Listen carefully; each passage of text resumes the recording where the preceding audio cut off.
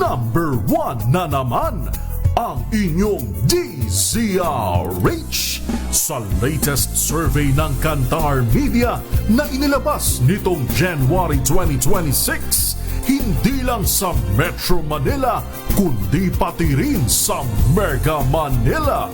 Patunay na DZRH lang ang inyong tunay at totoong pinagkakatiwalaan. Taos-puso po kaming nagpapasalamat sa inyong patuloy na pagtitiwala dahil ang DZRH una sa Pilipinas, una sa Pilipino. Saan ka man sa mundo, tayo Pilipino. Tuloy-tuloy ang pagtulong, tuloy-tuloy ang pagseserbisyo at tuloy-tuloy ang balitaan kasama si May Binauhan sa Operation Tulong mula Lunes hanggang Biyernes.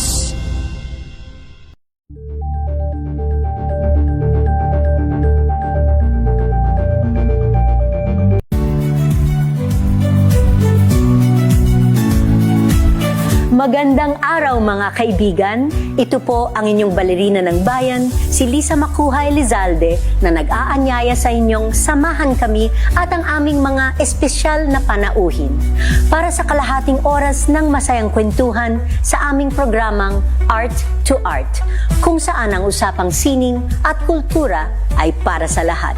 Huwag kaliligtaan, tuwing linggo, alas 3:30 ng hapon, dito lamang sa DZRH Radio, DZRH TV, at via online streaming.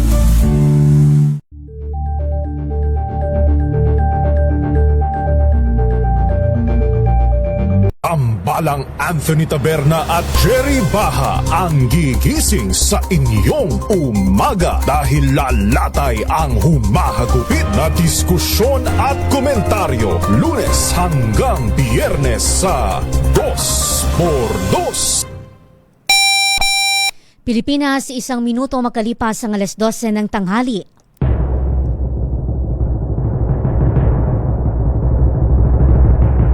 And the Golden Dove for Best Field Reporter goes to Giselle Ricafort, DZRH. Ito na ang 28th KBP Golden Dove Awardee, Best Field Reporter, si Giselle Ricafort sa Rapido Hataw Balita Sunday Edition. Sa mga balitang kailangan mong malaman, unang-una sa mga balita, RH Rapido Hataw Balita mula sa MBC Radio News Center Manila. RH Rapido Hataw Balita sa mga balitang pambansa, lokal, internasyonal at iba pa.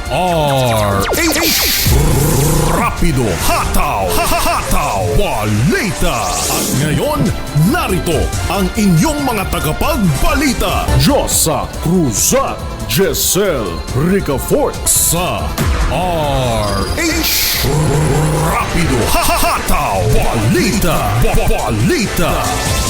RH Rapido Hataw Balita.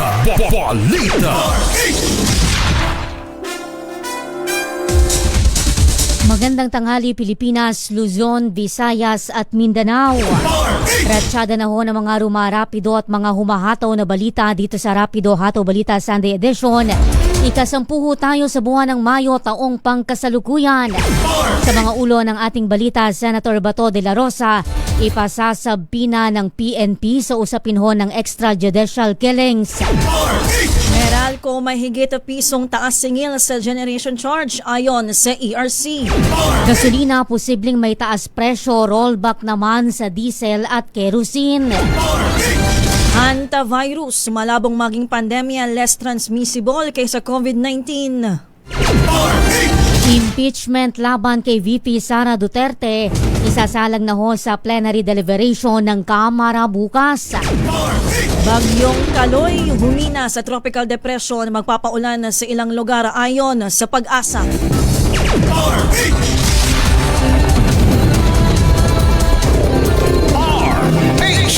Weather News. Pilipinas, humina na ho ang Tropical Storm Kaloy bilang tropical depression habang kumikilos pa kanluran hilagang kanluran. Ayon sa Pag-asa, huling namataan ang bagyo sa layong 860 kilometro ng silangan ng hilagang silangan ng Mindanao. Taglay nito ang lakas ng hangin aabot sa 55 kilometro kada oras at pagbugsong nasa 70 kilometro kada oras. Sabi ho ng Weather Bureau, maaring paulanin ng buntot o extension ng bagyo yung ilang lugar sa Eastern Visayas at Mindanao simula yan mamayang gabi o hapon. Posibleng humina pa ito bilang low pressure area bukas. Patuloy namang binabantayan ho ng Pag-asa ang isang LPA sa labas ng Philippine Area of Responsibility o PARA. Huli itong naispatan sa layon 2,385 kilometro ng silangan ng hilagang silangan ng Mindanao.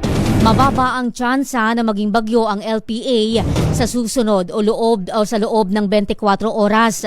Samantala, apektado ho ng easterlies ang Luzon kabilang ang Metro Manila na nakararanas ng maulap na kalangitan at pagkulog. May inaasahang mahigit pisong taas singil ang Meralco sa kanilang generation charge. Sabi sa DZRH ni Energy Regulatory Commission ni Chairperson Attorney Francis Juan, pinag-aaralan na nilang mapababa ang singil ng power distributor. Posible aniyang bukas na ilabas ng komisyon ang desisyon sa bagay na ito. Idiniin ni Juan na iniilaga nilang magsabay-sabay ang pagtaas ng mga component ng electricity bill. Meron kaming natanggap na bagong sulat. Mayroon nga din silang ini-expect na pagtaas sa kanilang singil para sa generation. So ito ay naaral natin at baka sa Lunes ay meron kaming magawang desisyon para sa pagpapababa nung masisingil nila in the meantime para hindi naman sumabay-sabay doon sa mga pagtataas pa ng ibang components ng bill. Lumalaro ng mga piso, mahigit piso. Kaya pinag-aaralan ng ERC kung mabuti na may magawa tayo para hindi ganoon kataas ang maipasingil sa kanya in the meantime. Inobliga ng ERC ang mga distribution company na ipagpaalam sa kanila kung magpapatupad ng mahigit pisong generation charge. Ngayon nito, sabi ng ERC chairperson na mapag-aralan kung maaari ang utay-utay na singilan. Mga generation charges na hihigit kasi sa piso ang magiging impact. Ito ay ni-require natin ang mga distribution utility na ipagpaalam sa atin para kung magkakaroon ng ganong impact, pwedeng mapag-aralan ng ERC kung may pag-uutos niya ng pag-utay-utay ang paniningil ng mga generation companies o kung ano pa mga regulatory environment intervention. Hoy, abiso ho sa mga motorista na kaamba ang dagdag bawas sa presyo ng mga produktong petrolyo sa Martes.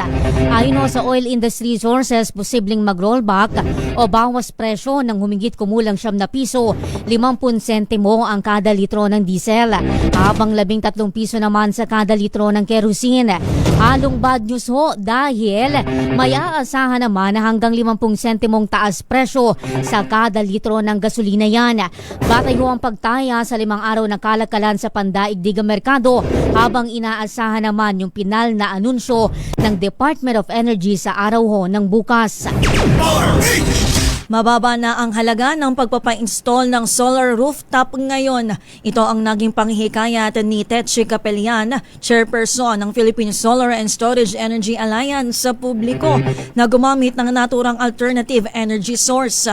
Sa panayam kay Capelian sa DZRH, sinabi niya na umaabot na lang sa 70,000 pesos ang 1 kilowatt ng solar.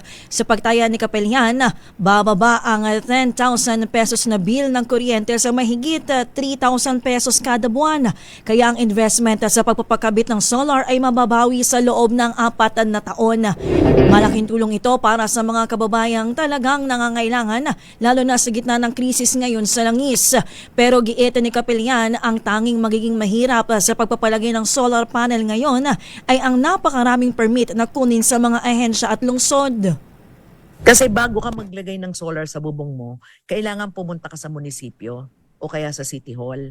Kasi kailangan naman nila talaga siguraduhin na safe yung solar mo, hindi makakakos ng sunog at hindi magkakaroon ng problema sa mga kapitbahay mo.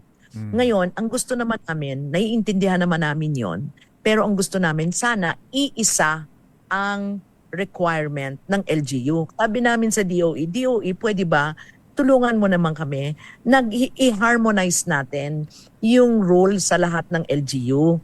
Magkaroon tayo ng standard para iisa lang yung madali ang permit. Pinapatay ng dahan-dahan yung ating mga magsasaka sa lokal. Ito ho ang pahayag ni Davao veteran journalist Sefarin Jun Ledesma Jr. sa special on Saturday kaugnay ng panukala na pag-aangkat ng bigas ng Pilipinas. Kinwestiyon ni Ledesma ang dahilan ng pagbaba ng taripa sa bigas at patuloy na pag-import nito sa ating bansa ngayon. Dahil ayon ho kay Ledesma, ang imported na butil nasa 20 pesos kada kilo na siyang patuloy na nagpapahirap sa mga magsasaka na naibebenta yung kanilang palay sa 16 kada kilo lamang. Ano bang rason kung bakit ibinaba yung tariff on rice importation from 35 to 15% pagkatapos aangkat ng bigas sa ibang nasyon tulad ng Vietnam, ipagbili dito ng 20 pesos per kilo? Kung tingnan mo, maganda. Pero ang sinasakal mo naman at pinapatay mo ng dahan-dahan ay ang ating mga magsasaka. Malabong maging global pandemic ang hantavirus. Sabi sa DZRH ni Health Reform Advocate Dr. Tony Leachon, walang dapat ikabahala ang ating mga kababayan. Bagamat walang bakuna, nadadaanan niya ito sa preventive health education, kabilang na ang proper hygiene. Pero hindi ito will escalate katulad po ng sinabi ng World Health Organization na magiging pong global pandemic. Hindi po this week. This can be contained. But wala po tayong vaccine para dito. So enlightenment ang kailangan natin. Paglilinis, vigilance. Mako-contain ito through our hygiene at ang pag-iingat. Lalo na sa ating mga tripulante po. Ayon pa kay Leachon na may pagkakapareho ang hantavirus sa leptospirosis pero iba ang mode of transmission. Bagaan niya ang inaatake nito at nagdudulot ng lagnat, muscle pain at ubo na nagre-resulta ng pneumonia at pulmonary failure. Isa po ay nakukuha po sa ihi ng mga affected rodents. Rodents po, yan po ay mga daga. Pwede po siyang mahawa when it get into your body, either to break in the skin or pag may human-to-human transmission, pwede rin po siyang maibuga sa inyo. Kasi instead, nasa leptospirosis, ang inaatake nito ay liver at saka kidneys, resulting in kidney failure. Itong hantavirus na to ay umaatake po sa lungs. Kaya ang tawag sa kanila ay HPS, Hantavirus Pulmonary Syndrome.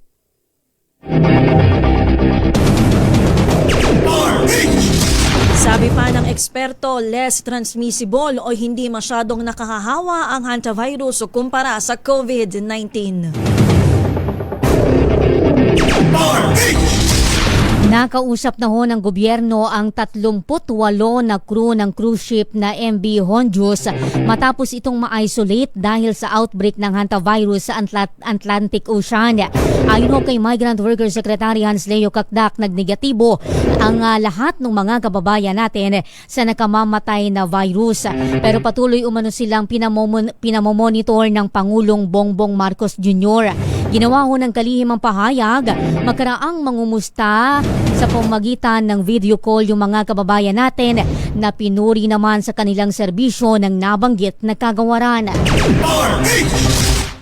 Samantala, labas tayo ng ating himpilan na Senator Bato de la Rosa ipapasabina ng PNP-CADG sa usapin ng extrajudicial killings. Detalye ibalita mo RH5, Val Gonzalez. Val? Diyosa, bukas ay nakataktang mag-issue ng sumpina ang PNP Criminal Investigation and Detection Group o CIDG para ipatawag si Senador Ronald Bato de la Rosa. Ito ay may kinalaman pa rin sa mga kaso ng extrajudicial killings o EJK nang si De La Rosa pa ang hepe ng PNP. Sa isang press conference dito sa Campo Crame, itinanggi ni DILG Secretary John B. Rimulya na ito ay isang arrest warrant. The CIDG will issue a subpoena tomorrow to General De La Rosa to appear personally before the CIDG office here in aid of investigation of the previous crimes. Again, I repeat, this is not an arrest warrant, but a subpoena for the senator and former chief of police. Sabi ni Rimulya, saklaw ng naiimbestigahan o saklaw ng iimbestigahan ng PNP CIDG maging ang umano'y mga biktima ng EJK nang si De La Rosa pa ang direktor ng Davao City Police. Sabi ni Rimulya, wala silang direktang ugnayan sa International Criminal Court dahil hindi nakasapi ng ICC ang Pilipinas. Paliwanag pa ng kalihim, hindi na isang policy o hindi na patakaran ng PNP ang pagpatay, kaya't ang lahat ng mga PNP officials na sangkot sa EJK ay titiyaking mapapanagot ng batas. Samantala sa panig naman ng PNP, bukod kay De La Rosa, ay mayroon pang ilang mga individual na ipatatawag ng CIDG para sa isasagawang investigasyon sa EJK na dati na rin inimbestigahan ng House Quad Committee o Quadcom sa Kamara. Narito si PNP Chief General Nartates. So, the Philippine National Police through the CIDG will be giving summons to identified personalities dun sa mga reports na yan. So that will be the effort of the Philippine National Police. Ito sa Campo Crame, dito sa Quezon City. Ako si Val Gonzales, DZRH, una sa Pilipinas, una sa Pilipino. RH Rapido Hataw Balita. Pilipinas ang oras 12:16 ng tanghali.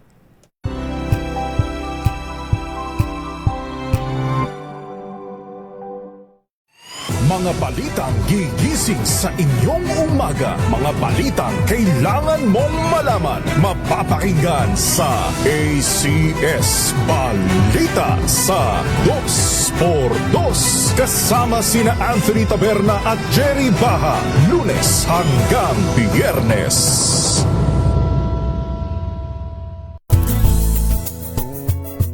Number 1 na naman ang inyong DZRH sa latest survey ng Kantar Media na inilabas nitong January 2026. Hindi lang sa Metro Manila, kundi pati rin sa Mega Manila. Patunay na DZRH lang ang inyong tunay at totoong pinagkakatiwalaan. Taos-puso po kaming nagpapasalamat sa inyong patuloy na pagtitiwala dahil ang DZRH, una sa Pilipinas, una sa Pilipino. Saan ka man sa mundo, tayo Pilipino. Kung good vibes ang hanap mo, dito ka na sa Sigurado! Mula sa mga istoryang nagbibigay ng inspirasyon hanggang sa mga kwentong may dalang solusyon. Mga balitang pampagaan, pakiramdam at pampaganda ng araw. Hindi lang ba sa good news, kundi the better news. Mula Lunes hanggang Biyernes, 1:00 ng tanghali sa DZRH TV.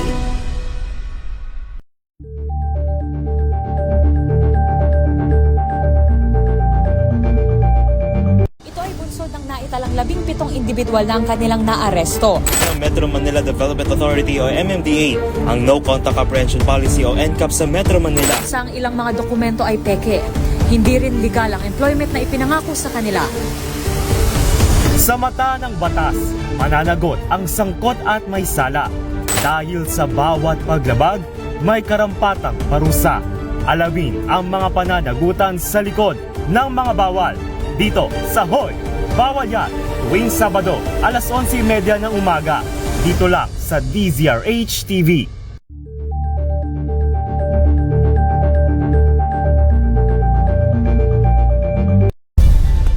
Nagsimula sa pangarap hanggang sa maabot ang tagumpay. Iba't ibang kwento, iba't ibang mukha ng atletang Pilipino.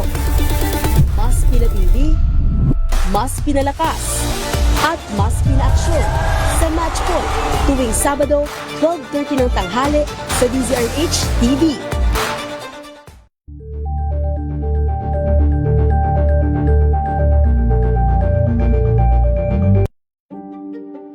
Buklatin ang mga pahina. Pakinggan ang boses ng lipunan. Tunghayan ang mga issue mula sa ibang katayuan. Nakakalungkot kasi deserve ba namin ng ganito? Na hindi nila alam kung ano talaga yung kanilang mga karapatan. Yung gobyerno, tinulungan nila yung kanilang magsasaka. Pinapatahimik tayong lahat using various laws. Through education, kayang-kaya nating baguhin yung ganitong klaseng pag-iisip. Isang kwento, iba't ibang anggulo. Dito, sa Point of View.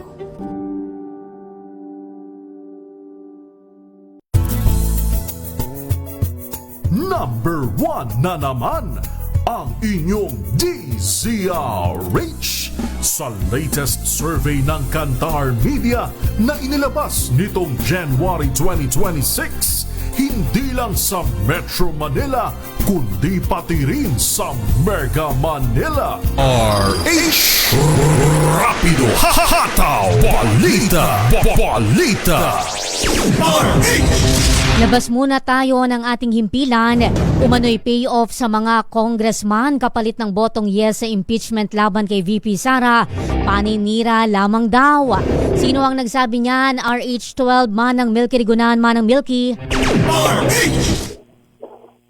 Chetel at Josa, hindi kayang tapatan ng pera ang matitibay na ebidensya ng mga pananagutan ni Vice President Sara Duterte. Reaksyon to ni House Senior Deputy Majority Leader Lawrence Defensor sa alegasyon ni Senator Amy Marcos na malaking halaga daw ang laan sa mga kongresista na boboto ng yes sa impeachment proceedings.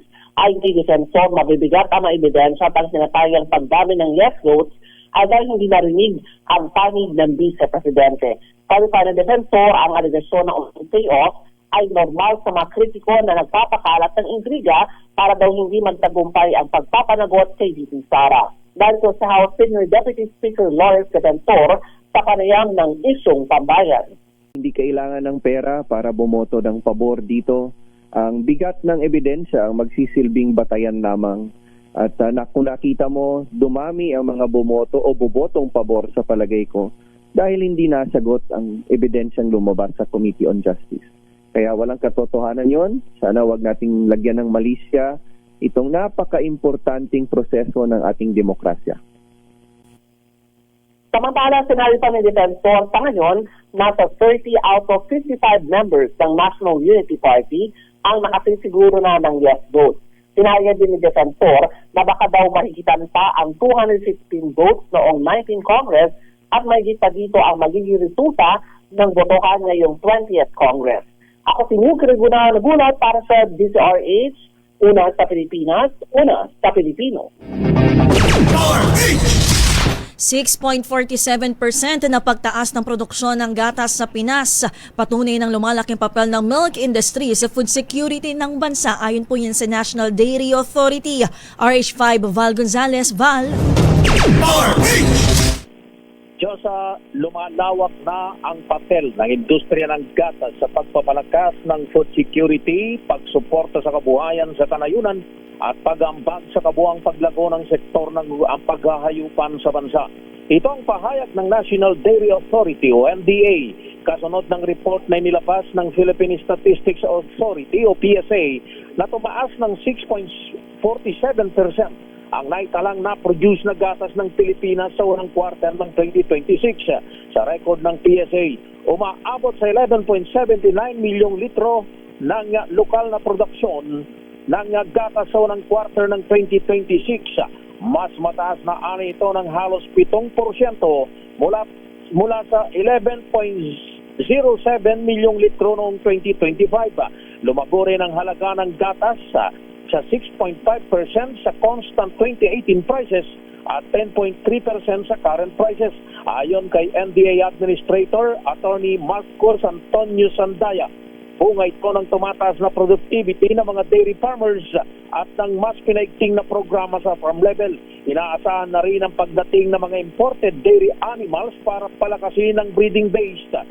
Kasabay ng pagpapalawak ng milk feeding program ng DepEd sa ilalim ng sagip sa kaaka. Sa nabanggit ding report ng PSA, tumaas ang per capita milk consumption mula sa 17.16 litro hanggang 19.53 liters, habang nasa 2.10% pa lamang ang milk sufficiency level noong buwan ng Marso.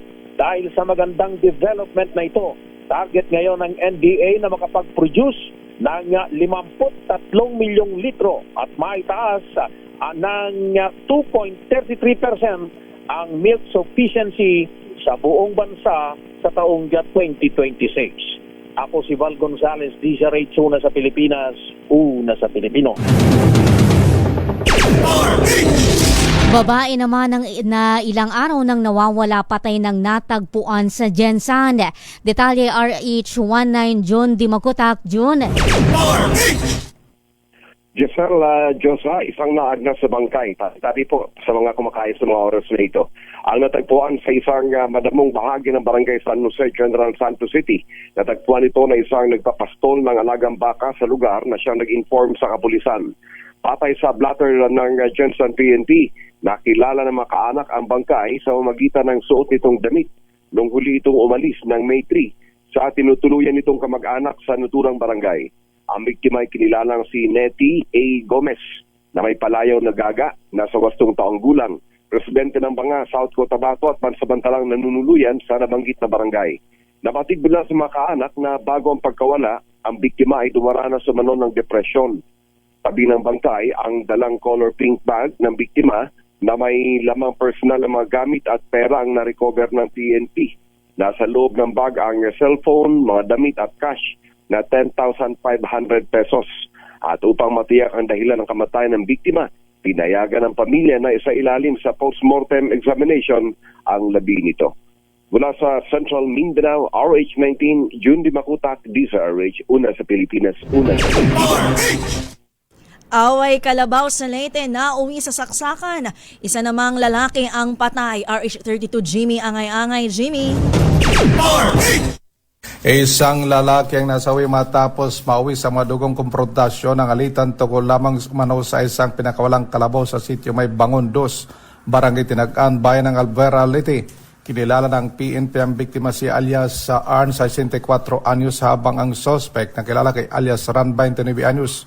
Batay sa investigasyon ng pulisya, alas 3 pa lamang ng madaling araw ng puntahan umano ng biktima ang bahay ng suspect upang akusahan itong nagpakawala ng kanilang kalabaw. Hindi na lamang ito pinansin ng suspect, ngunit pagsapit ng alas 5 ng umaga, nagtungo naman ang suspect sa bahay ng biktima upang linawin ang paratang.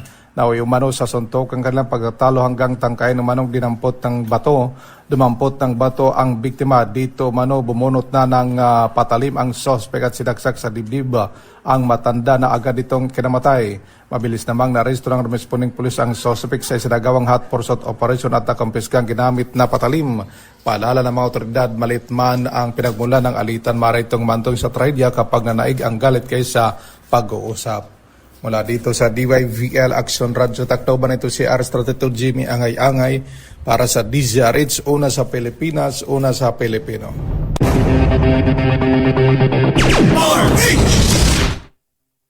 Isang high-value target naman sa Davao Oriental. Arestado ho sa 3.8 milyong halaga ng iligal na droga. Detalye June Suter ng Action Radio Davao. June. Himas-rihas ang isang high-value target matapos nahuli sa ikinasang bypass operation ng pinagsabi ng pwersa ng mga anti-drug operatives sa Baywalk, Barangay Central, Mati City, Davao Oriental, gabi ng Mayo 8, 2026. Kinilala ang suspect sa alias na Crismar, 36 anyos, at residente sa Panabo City, Davao del Norte. Ayon sa Philippine Drug Enforcement Agency Regional Office 11, nahuli ang suspect matapos magbenta ng isang pakete ng hinihinang shabu na nagkakalaga ng 5,000 sa isang undercover operative. Na-recover din ang 18 pakete ng hinihinang shabu na may iba't ibang sukat, drug paraphernalia, marked money at ang sasakyang ginamit sa illegal na transaksyon. Nasamsam sa operasyon ang tinatayang 570 grams ng hinihinang shabu na may kabuuang halagang 3,876,000. Isinagawa ang operasyon ng PDEA Davao Oriental Provincial Office, katuwang ang Mati City Police Station at Provincial Intelligence Unit ng Davao Oriental Police Provincial Office. Sa ngayon, nasa kustodiya na ng mga otoridad ang suspect at naharap sa kaso paglabag sa Republic Act No. 9165. Pinuri naman ni Attorney Benjamin Gaspe, Regional Director ng PDEA Regional Office 11, ang mga operatiba dahil sa matagumpay na koordinasyon at pinaigting na kampanya laban sa iligal na droga sa rehiyon. Ito si June Suter para sa DZRH. Una sa Pilipinas, una sa Pilipino. Samantala, mahigit 1.3 milyong pisong halaga naman ng shabu na samsam sa Subic, Zambales. RH37, Danny Kuminang. Danny. Personal na pinangunahan ni Zambales Provincial Director Colonel Benjamin Ariola ang isinagawang bypass operation na nagresulta sa pagkakakumpiska ng mahigit sa 1.3 milyong halaga ng droga sa Barangay Pamatawan, Subic, Zambales. Matagumpay namang naaresto ng mga operatiba ng Zambales Provincial Drug Enforcement Unit, PDEO, ang 3 high-value individual, SBI, at nasamsam mula sa kanila ang humigit kumulang 192.2 gramo ng hinihinalang shabu na may tinatayang standard drug price na 1,306,280 pesos. Kasalukuyang nasa kustodiya na ng Subic Municipal Police Station ang mga suspect para sa pagsasampa ng kasong paglabag sa Section 5 at 11 ng Republic Act 9165 o ang Comprehensive Dangerous Drug Act of 2002. Ayon kay Colonel Ariola, malaking tagumpay ito sa operasyon ng pulisya sa illegal na droga sa lalawigan at inaasahan nilang mas marami pang sangkot sa illegal na droga ang mahuli sa mga susunod na operasyon. Danny Kumilang, RH37, DZRH, una sa Pilipinas, una sa Pilipino.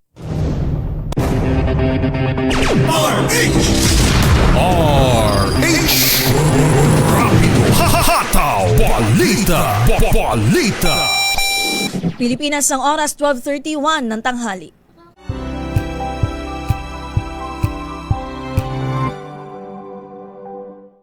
Maagang balitaan, maagang usapan sa mga issue at balita. Kasama si Kuya Angelo Palmones sa Magandang Umaga Pilipinas.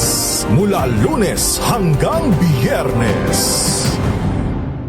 Patunay na DZRH lang ang inyong tunay at totoong pinagkakatiwalaan. Taos-puso po kaming nagpapasalamat sa inyong patuloy na pagtitiwala dahil ang DZRH,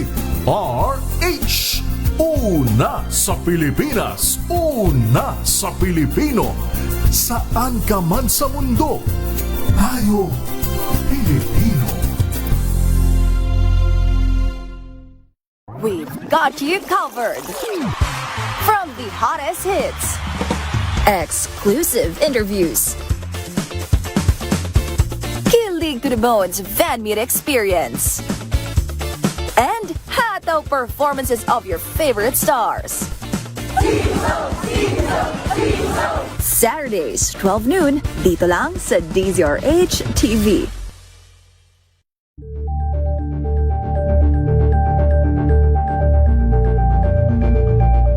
Curious ka ba sa maraming bagay? Kami na ang bahala dyan. Aalamin, tutuklasin at bibigyang linaw namin ang mga katanungang bumabagabag sa inyong isipan. Sa programa kung saan ang bawat sagot ay galing lamang sa mga eksperto. Ang Experts Opinion, tuwing linggo alas 3 ng hapon, dito lang sa DZRH TV.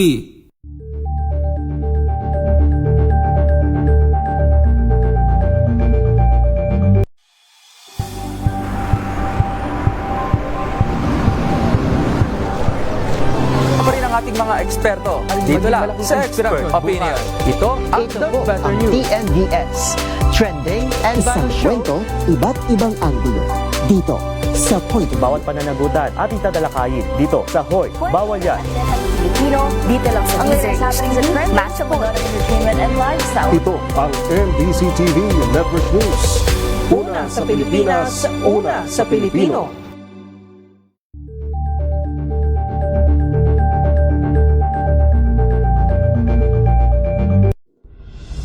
Tuloy-tuloy ang pagtulong, tuloy-tuloy ang pagseserbisyo at tuloy-tuloy ang balitaan kasama si May Binauhan sa Operation Tulong mula Lunes hanggang Biyernes. Number 1 na naman ang RH. Pilipinas ang ating oras 12:35 ng tanghali. RH Rapido Hataw Balita. Mga tourist destination sa Central Luzon punuan na sa pagdiriwang ng Mother's Day. Live na nakatutok dyan si RH25, Grace Sansano. Grace? Nagmistulang mga piyestahan ang mga tourist destination dito sa bahagi ng Central Luzon.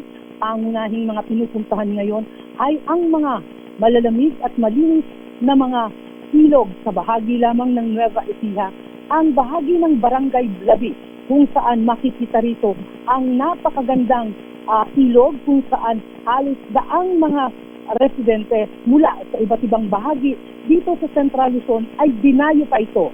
Kasabay nga ng pagdiriwang ng Mother's Day, marami rin sa mga malls ngayon ang punuan at halos mapuno ang mga restaurant na sabay-sabay na kumakain. Itong M2000 na matatagpuan dito sa Barangay Labi, isang napakagandang resort kung saan dinarayo ito. Mayroong 8 mga villas at pwede kang mag-overnight dito. Gayun din, ang may maganda nilang parking area para makapagserbisyo sa maraming mga residente na nagnanais mayakap ang natural na ganda ng ating environment. May magandang kabundukan, gayon din ang kanilang swimming pool na 3 anda kung saan dito makikita ang natural water na nagmumula sa kabundukan. Sa bayan ng Baler, mula rito sa Labig, magbibiyahe ka ng halos 30 o hanggang 1 oras lang, makikita mo naman ang napakagandang tanawin ng Baler Bay o itong Baler Beach na ngayon ay halos puno rin ng maraming mga turista. Yan ang ating live report mula rito sa Nueva Ecija. Ito si RH25, Great Vera Sansano. Una sa Pilipinas, una sa Pilipinas. Ordinansa naman na nagbabawal sa mga ospital na huwag palabasin ng mga pasyente na hindi pa nakapagbabayad ng bill. Pinaplansya na ngayon. Detalye RH34 Jane Galit Bantayan. Jane. Pinaplansya na ng Provincial Government ng Northeast Samar isang ordinansa ng pagbabawal ng mga ospital sa pagdidetain ng mga pasyente na hindi makakabayad ng kanilang medical bill sa tinipagtanggap ng ospital sa deposit ng pasyente. Si Board Member Don Abalon, Chairman ng Sangguniang Panlalawigan Committee on Laws, Justice, Human Rights and Public Accountability, ang author na nasabing ordinansa. Tinawag itong implementation of anti-hospital deposit law at anti-detention law in the province. Nagkaroon na ng public hearing hinggil dito kasama ang mga local health facilities. Kabilang sa napag-usapan ang proteksyon sa mga pasyente, ang kanilang mga karapatan at ang fast tracking ng issuance ng hospital documents katulad ng death at medical certificates. Kabilang sa ordinansa ang pagpapacilitate ng national government at private organizations sa medical, burial at financial assistance sa mga indigent patients, mechanisms kasama ang promissory notes at guarantee letters. Ipinaliwanag naman ng mga district hospitals ang ginagawang proseso sa mga pasyente kabilang ng pagpuproseso sa postmortem examinations, autopsy ng dead on arrival patients at proseso ng release ng death certificates na kinakailangan sa pagkiklaim ng assistance. Binigyan din ng author ng ordinansa sa mga hospitals at medical clinics na maging kabilang ang doctor's fees sa assistance sakop ng guarantee letters. Mula sa Aksyon Radyo Katarman, RH34 Jane Galit Bantayan ng DZRH. Una sa Pilipinas, una sa Pilipino. Samantala, Solid North Rocket Alliance na umano'y network ng korupsyon sa DOH o binulgar mga health workers na nawagan ng investigasyon. Detalye sa report ni RH5, Val Gonzalez. Val? Diyos, pinaiimbestigahan ngayon ng grupong concerned DOH employees ang umano'y Solid North Rocket Alliance sa loob mismo ng Department of Health o DOH. Ang naturang Solid North Alliance umano ay mayroong malawak na impluensya mula sa appointments, procurement at infrastructure projects sa mga pampublikong ospital sa Northern Luzon.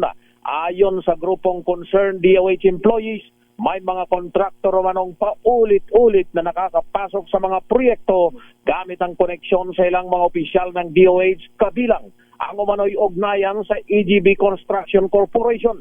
Ayon sa mga nagpakilalang DOH personnel mula Region 1, Region 2 at Cordillera, pinangalanan sina Undersecretary Glenn Machubagao at iba pang opisyal bilang sentro umano ng nasabing network. Kabilang din sa mga binanggit sina Dr. Unity Cortez ng Ilocos Training and Regional Medical Center, Dr. Harry Haya ng Baguio General Hospital, Dr. Cherry Lou Molina Antonio ng Cagayan Valley Medical Center at Dr. Eduardo Calpito ng Luis Hora Memorial Regional Hospital. Nananawagan ng grupo ng agarang investigasyon, lifestyle checks at financial audit sa nabanggit na mga opisyal ng DOH. Sa ngayon ay wala pang opisyal na pahayag ang Department of Health at mga opisyal na pinangalanan sa mga aligasyon. Ang concerned DOH employees ay ang petitioner ng 11 mga kasong inihain sa Office of the Ombudsman laban kay Secretary Ted Herbosa at iba pang opisyal ng ahensya, kasama na ang mga reklamong ipinarating mismo sa opisina ni Pangulong Ferdinand Bongbong Marcos Jr. Ako si Val Gonzalez, DZRH, una sa Pilipinas, una sa Pilipino. Mga balita sa ibayong dagat.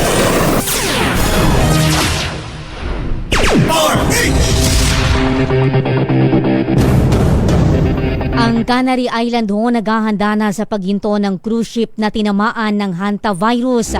Detalye Don Carlos Don. Mga balita sa ibayong dagat. Giselle, naghahanda na ang Canary Island sa bansang Espanya sa pagdating ng cruise ship na tinamaan ng hantavirus lula ng halos 150 na pasahero. Ayon kay World Health Organization Tedros Adhanom na isa sa mga sasalubong sa cruise ship alas 3 ng hapon sa Pilipinas, inaasahang hihinto sa pantala ng Dutch flag MV Honduras. Batay sa ulat, 8 na ang tinamaan ng hantavirus, isang virus na galing sa daga at 3 sakay nito ang binawian na ng buhay. Pagtitiyak naman ni Virginia Barconas, head ng Spain Emergency Services, na sasailalim sa isolation sa isang saradong kwarto ang mga pasahero. Una nang sinabi ng Department of Migrant Workers o DMW at Department of Health DOH na ligtas at hindi nahawa ang 38 Pinoy seafarers na sakay nito. Samantala, wala pa rin katiyakan kung kailan sila makauuwi ng Pilipinas dahil tiyak na dadaan pa ang mga ito sa medical clearances at international maritime protocols. At yan ang balita mula sa ibayong dagat. Ito si Don Carlos ng DZRH, una sa Pilipinas, una sa Pilipino. Mga balita sa ibayong dagat. Sa iba pa ho nating mga balita, itinanggi ni House Justice Committee Chairperson Jerbil Luistro ang akusasyon ni VP Sara Duterte na may suhulang naganap para pagtulungin o paggulungin ang impeachment proceeding laban sa opisyal. Sa isang forum, sinabi ho ni Luistro na walang kumausap, nag-alok o kahit nanakot sa kanyang 2 buwang pananatili sa nabanggit na panel. Gayun din, itinanggi ni Luistro ang hiwalay na akusasyon ni Senator Amy Marcos na may insentive package umanong alok sa mga mambabatas na boboto para sa impeachment trial laban kay VP Sara Duterte. Batay ho sa presidential sister, aabot sa 5 milyong piso, 3 milyong pisong maintenance kada buwan at 150 milyong piso na pondo sa proyekto ang alok umano sa mga mambabatas.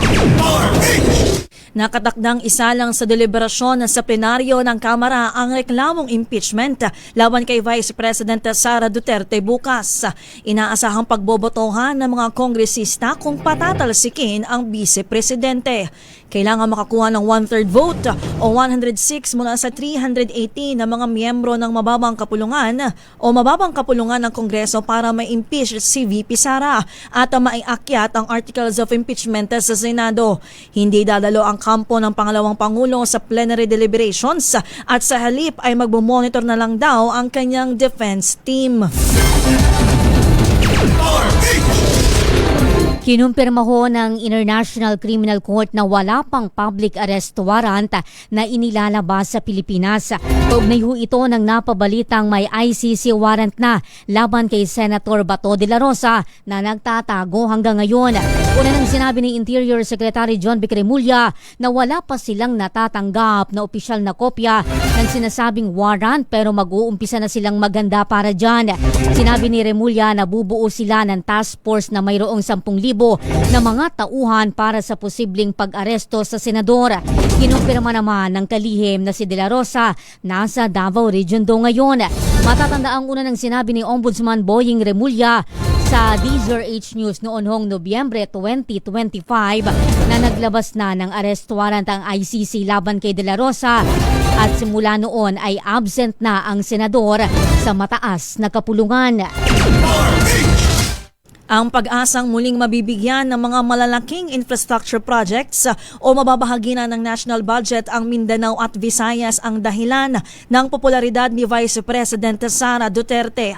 Sa panayam ng DZRH kay longtime Davao-based journalist Serafin Jun Ledesma Jr., maraming proyekto ngayon na sa nabanggit na rehiyon ay hindi na naipagpatuloy.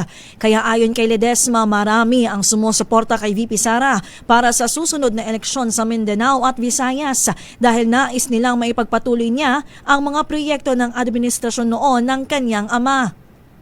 Kung magbigyan ng ikalawang pagkakataon na magkaroon ng Duterte leadership sa national government, ay magkaroon naman kami ng fair share of the national budget.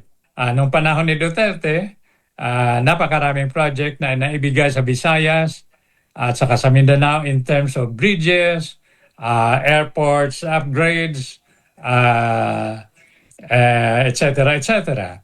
So, yan ang dahilan kung bakit napaka-popular ni VP Sara, not only in Visayas and Mindanao, probably in the National Capital Region.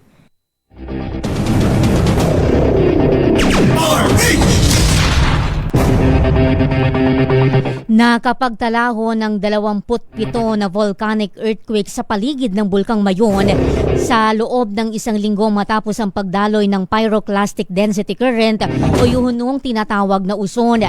Ayon sa PHIVOLCS, kabilang sa mga naitalang pagyanig ang 3 volcanic tremor na tumagal ng 2 hanggang 4 na minuto lamang. Bukod dito, nakapagtala rin ang kagawaran ng 318 rockfall incident at 2 uson signal sa nakalipas na 24 oras. Nagpasalamat si Nicolas Kaufman kay dating Pangulong Rodrigo Duterte matapos ang kanyang pagbibitiw bilang lead counsel sa kasong kinakaharap sa International Criminal Court. Ayon kay Kaufman, isang pribilehiyo ang maging abogado ni Duterte. Nagpapasalamat din siya sa libu-libong taga-suporta ng dating Pangulo na nagpakita ng pagpapahalaga sa kanya. Sa oras umano na maaprubahan ang kanyang withdrawal, kumpiyansa siyang nasa mabuting kamay si Duterte. Una rito, personal na binisita ng defense team ang dating Pangulo nitong nakaraang araw kung saan na pinahayagan ng dating Pangulo ang plano niyang kumuha ng bagong kinatawan. Bahagi umano ito ng plano ni Duterte na i-reorganize ang kanyang legal team bilang paghahanda sa nalalapit na paglilitis sa kasong crimes against humanity na kanyang kinaharap kaugnay ng war on drugs. Nagbabala naman ho ang Pag-asa na posibleng makaranas ng mapanganib na heat index level yung 25 lugar sa bansa ngayong araw yan. Ayon ho sa weather bulletin, ilan sa mga lugar na posibleng umabot sa 44 degrees Celsius heat index ay Lawag City, Dagupan City, Cuyo Island, Rojas City at Dumangas. Nasa 43 degrees Celsius naman ang posibleng maranasan sa ilang lugar tulad ng Tuguegarao City, Iloilo City, Cavite City at iba pang bahagi ng Luzon at Visayas. Samantala, inaasahan naman na aabot sa 42 degrees Celsius heat index ang maranasan ho sa ilang lugar kabilang ang Ninoy Aquino International Airport, Clark International Airport at sa Butuan City. Nanawagan ng kapayapaan sa gitnang silangan ng Association of Southeast Asian Nations o ASEAN.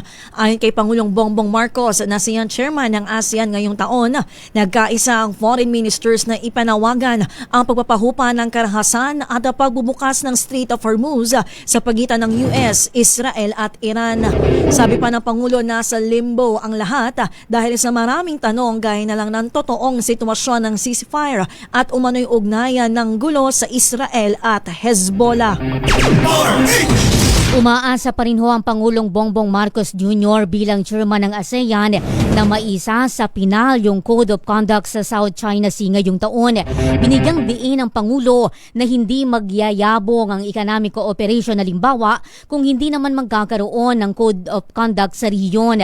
Una nang sinabi ho ng Department of Foreign Affairs na nag-commit ang Pilipinas sa Timog Silangang Asya na pag-usapan pa yung Code of Conduct ng mas madalas.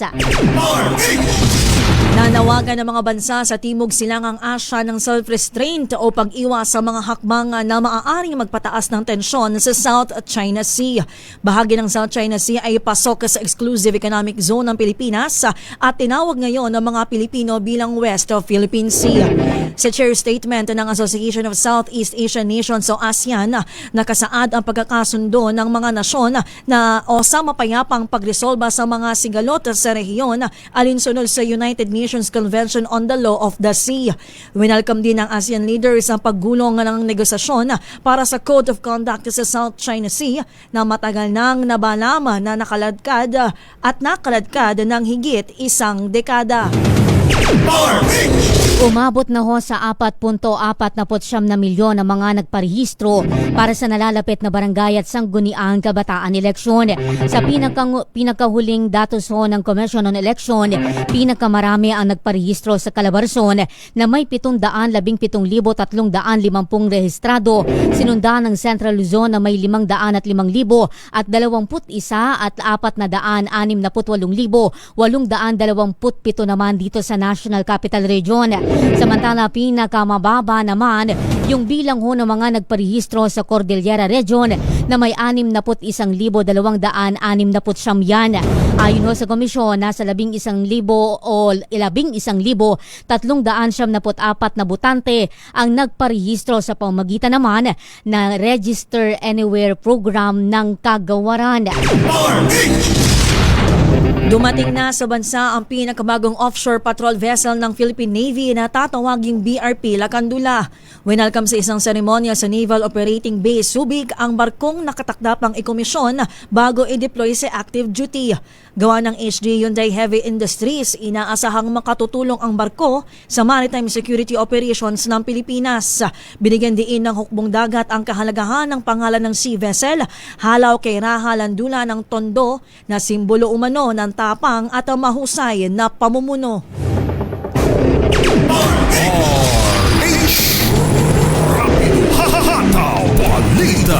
Balita. Pilipinas ang oras 12:52 ng tanghali.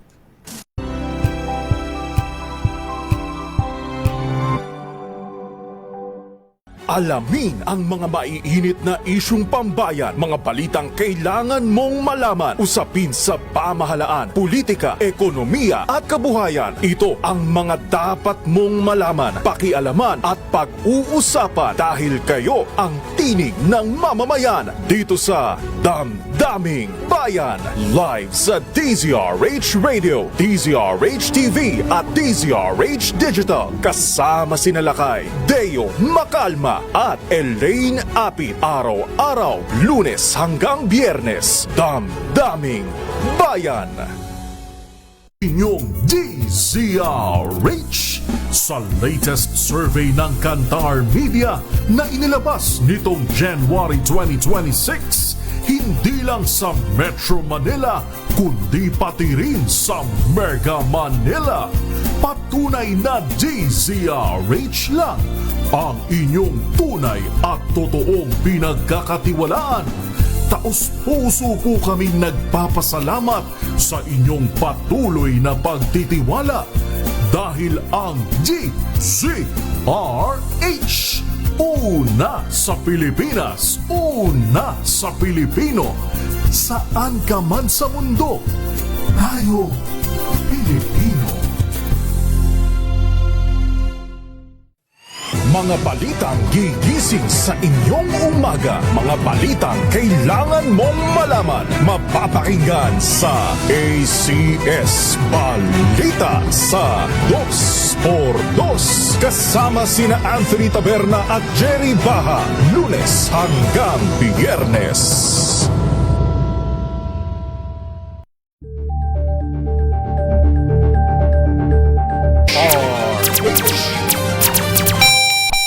Pilipinas ang oras 12:54 ng tanghali. RH Rapido Hataw Balita Balita RH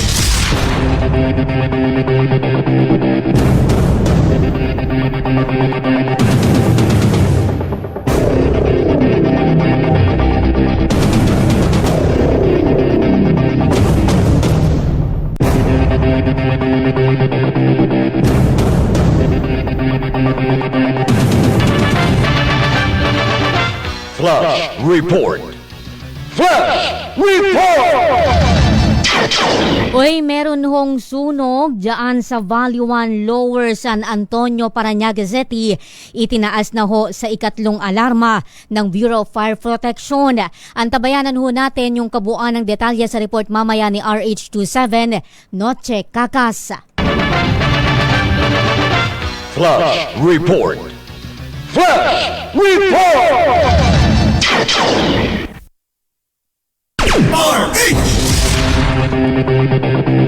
Nasunog ho yung isang pabrika ng mosquito coil sa Pandi, Bulacan kahapon.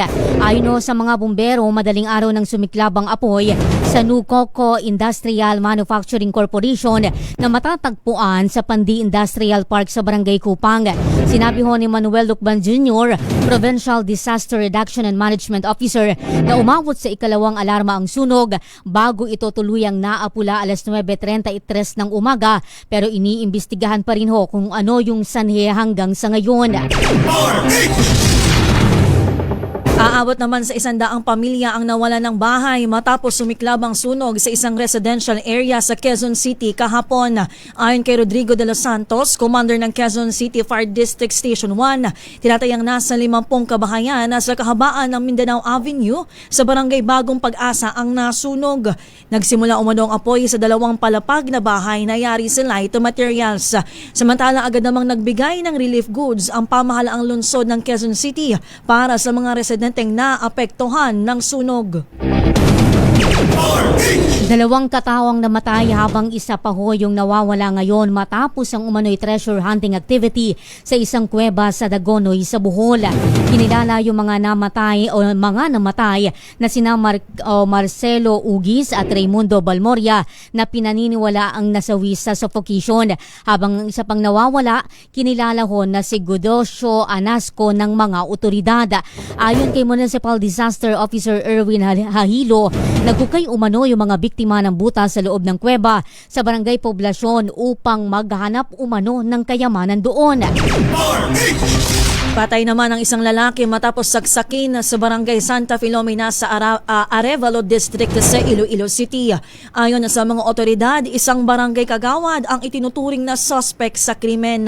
Batay sa CCTV footage, nakitang nagtatalo ang biktima at ilang lalaki habang kumukuha ng mga lalagyan ng tubig.